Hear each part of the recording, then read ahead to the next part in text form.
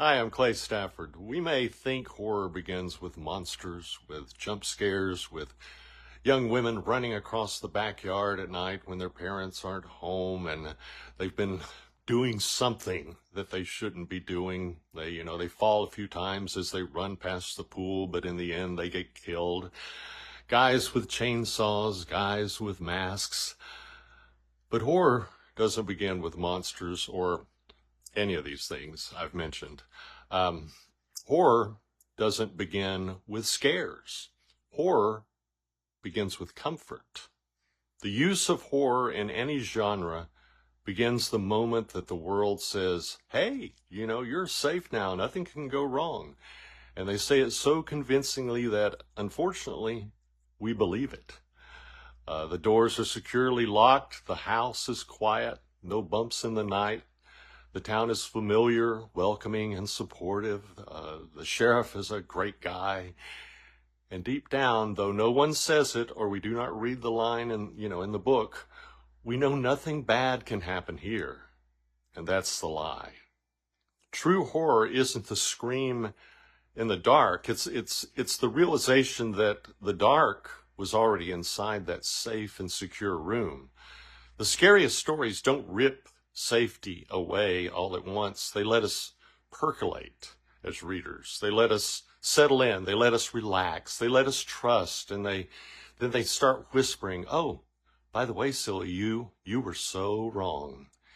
Incorporating horror into your stories, danger doesn't announce itself. It blends in like the sofa in the corner. It wears routine like washing dishes and looking out, at the sunny backyard. It hides behind the normalcy of life and waits for us to stop paying attention before it steps out from behind the shadows. And that's why horror stays with us. Horror gets us because after the story ends, we start questioning the places we once felt the safest. We start doubting, the school bus, the plane, the quaint forest waterfall, the people we trusted without thinking, the friendly policeman, the nice old lady, school teacher, Mr. Rogers who wants everyone to be his neighbor. And then there, the assumptions we never challenge, when Billy rides his bike down the street of our quaint and quiet neighborhood filled with neighbors we know and love, and we know he'll be back shortly.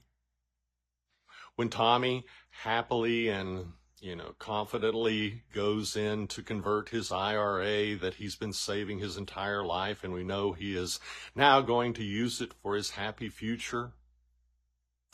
When Stella, the perfect wife, maybe fixes Jim his favorite dinner as she always has done for the past 30 years, 30 lovingly years, the dinner he loves so much. Places, people, assumptions, the three things we bet our lives on. That's before we learn we shouldn't bet our lives. Horror begins the minute that safety lies. And the moment we realize that is the moment we realize that the story had already begun.